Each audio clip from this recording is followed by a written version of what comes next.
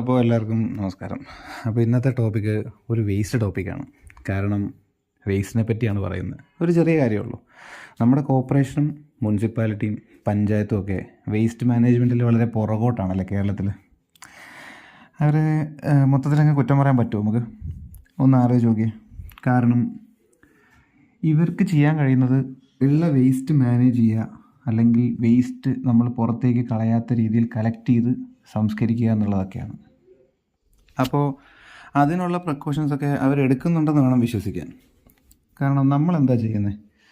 വീട്ടിൽ നിന്ന് കുറച്ച് വേസ്റ്റ് എടുത്ത് ഒരു 2-3 ദിവസം കൂടുമ്പോൾ അതെല്ലാം കൂടി ഒരു കവറിൽ പൊതിഞ്ഞ് നേരെ കൊണ്ട് പോകുന്ന വഴിക്ക് കൊണ്ട് തട്ടും, അല്ലെങ്കിൽ കാലിൽ വെച്ചിട്ട് ഒരൊറ്റ അടിയാണ് തോട്ടിനടുത്തേക്ക്. ഇതുപോലെയൊക്കെയാണ് നമ്മൾ ചെയ്യുന്നത്. അതുകൊണ്ട് എന്താ സംഭവിക്കുന്നത്? നമ്മുടെ വീട്ടിലെ വേസ്റ്റ് പോയി, നമ്മുടെ വീട് വൃത്തിയായി അല്ലേ?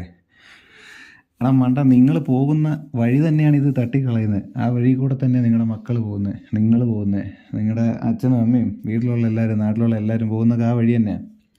അപ്പോൾ ഈ വേസ്റ്റ് അവിടെ മാനേജ് ചെയ്ത് അവിടെ കിടന്നത് അഴുകി പുഴുത്ത് നാറി അതിനകത്ത് നിന്ന് പുഴുക്കൾ വരെ വന്ന് റോഡിൽ നിന്ന് കഴിഞ്ഞാൽ ഇതേ റോഡിൽ കൂടെ നിങ്ങൾ വണ്ടി കൊണ്ടുപോയി ആ ടയറിൽ പറ്റി അത് തന്നെ വീട്ടിലോട്ട് വന്ന് ആ ടയറിൽ നിങ്ങളുടെ വീട്ടിലെ കുട്ടികൾ തന്നെ കളിച്ചുകൊണ്ടിരിക്കുമ്പോൾ അണുക്കളൊക്കെ നിങ്ങളുടെ വീട്ടിൽ തന്നെ വരുന്നത്. കുറച്ച് ചിന്തിച്ച് നോക്ക്. കാരണം ഈ സർക്കാർ സ്ഥാപനങ്ങളും തദ്ദേശ സ്വയംഭരണ സ്ഥാപനങ്ങളും ഒക്കെ ചെയ്യാൻ കഴിയുന്നതിനെ മാക്സിമം ചെയ്യുന്നുണ്ട്. കാരണം അവർ ഹരിതകർമ്മസേന എന്ന് പറഞ്ഞ ഒരു പദ്ധതിക്ക് തുടക്കം കുറിച്ചിട്ട് കുറച്ച് കാലമായി. അപ്പോൾ അവർക്കൊരു 100 രൂപ കൊടുക്കാൻ മടിച്ചിട്ടാണ് നമ്മൾ വീട്ടിലിട്ട് കത്തിക്കുന്നതും വീട്ടിൽ തന്നെ സംസ്കരിക്കാൻ നോക്കുന്നതും അപ്പുറം ഇപ്പുറം കൊണ്ട് തട്ടിക്കളയുന്നതും. അപ്പോൾ ഒരു നിയമം കുറച്ചുകൂടെ കർശനമാക്കി. അവർക്ക് കൊടുത്തിട്ട് അതിൻ്റെ കാർഡില്ലെങ്കിൽ കരമടയ്ക്കാൻ പറ്റില്ലെന്നൊക്കെ ഒരു നിയമം വന്നതായിട്ട് എനിക്ക് തോന്നുന്നു. അപ്പോൾ എന്തിനാ ഇങ്ങനെ നിർബന്ധിച്ച് നിങ്ങളുടെ അടുത്ത് നിന്ന് വേസ്റ്റ് എടുത്തിട്ട് പോകുന്നത് എന്ന് മനസ്സിലാക്കുക. നമ്മുടെ വീട്ടിലെ വേസ്റ്റ് നമ്മൾ ശരിയായ രീതിയിൽ സംസ്കരിക്കാൻ തയ്യാറായാൽ നമ്മുടെ നാടിന് വലിയൊരു നന്മ ചെയ്യുന്നതിന് തുല്യമാണ്.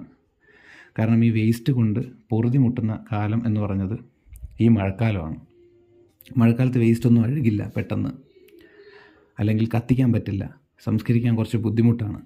നാടെങ്ങും വെള്ളക്കെട്ടും വെള്ളപ്പൊക്കവും റോഡ് പണിയും അതെല്ലാം കൂടെ ഒരു വശത്തുണ്ട്. അത് പോരാഞ്ഞിട്ടാണ് ഈ വേസ്റ്റിൻ്റെ പരിപാടി ഇവിടെ. അപ്പോൾ നിങ്ങൾ ദയവ് ചെയ്ത് വീട്ടിലുള്ള വേസ്റ്റെല്ലാം കറക്റ്റ് ഒരു പാക്കറ്റിലാക്കി വൃത്തിയായി കെട്ടി, എന്നാണോ നിങ്ങളുടെ വീട്ടിൽ ഹരിതകർമ്മസേനയുടെ അംഗം വന്ന് ഇത് കളക്ട് ചെയ്യുന്നത് അന്ന് വൃത്തിയായിട്ടത് കൊടുക്കുക. അവർക്ക് മാസം കറക്റ്റ് സമയത്ത് പൈസ കൊടുക്കുക. കാരണം അവർ ചെയ്യുന്നത് ഒരു തൊഴിലാണ്. ഈ സർക്കാർ സ്ഥാപനങ്ങളിൽ ഇങ്ങനെ തൊഴിൽ കൊടുക്കുമ്പോൾ അവർക്ക് ശമ്പളം കൊടുക്കണം. നമ്മുടെ ടാക്സൊക്കെ കൊണ്ട് തന്നെയാണ് കാര്യങ്ങളൊക്കെ നടത്തുന്നത്, എല്ലാം സത്യമാണ്. പക്ഷേ അവരുടെ ശമ്പളത്തിലുള്ള കോൺട്രിബ്യൂഷനിന് വേണ്ടിയിട്ടായിരിക്കും ഈ 100 രൂപ വെച്ചിട്ട് വീടുകളിൽ നിന്നും കളക്ട് ചെയ്ത് കൊടുക്കുന്നത്. പിന്നെ ഈ ടാക്സ് അടച്ച റോഡ് കേട് വന്നതിന് നിങ്ങൾക്ക് പ്രശ്നമില്ല. ടാക്സ് അടയ്ക്കുന്ന വണ്ടിയിൽ കൂളിംഗ് ഫിലിം ഒട്ടിച്ച് അതിന് ഫൈൻ അടച്ചാൽ നിങ്ങൾക്ക് പ്രശ്നമില്ല. വലിയ വലിയ എമൗണ്ടുകൾ കൊടുക്കാൻ ഒരു രീതിയിലും തർക്കിക്കാത്ത നിങ്ങൾ ഒരു 100 രൂപയ്ക്ക് വേണ്ടിയിട്ട് ആലോചിക്കേണ്ട കാര്യമില്ല. അവർക്ക് കൊടുക്കുക, വേസ്റ്റ് ശരിയായ രീതിയിൽ മാനേജ് ചെയ്ത് പോവുക. കാരണം ഓരോ വീട്ടിലുള്ള ഓരോ വ്യക്തിയുടെ ഉത്തരവാദിത്വമാണ് അവനവൻ്റെ വീട്ടിലെ മാലിന്യം ശരിയായ രീതിയിൽ സംസ്കരിക്കുക എന്നുള്ളത്. അതുകൊണ്ട് ആരും മാലിന്യം വലിച്ചെറിയാതിരിക്കുക, നല്ല രീതിയിൽ സംസ്കരിക്കുക.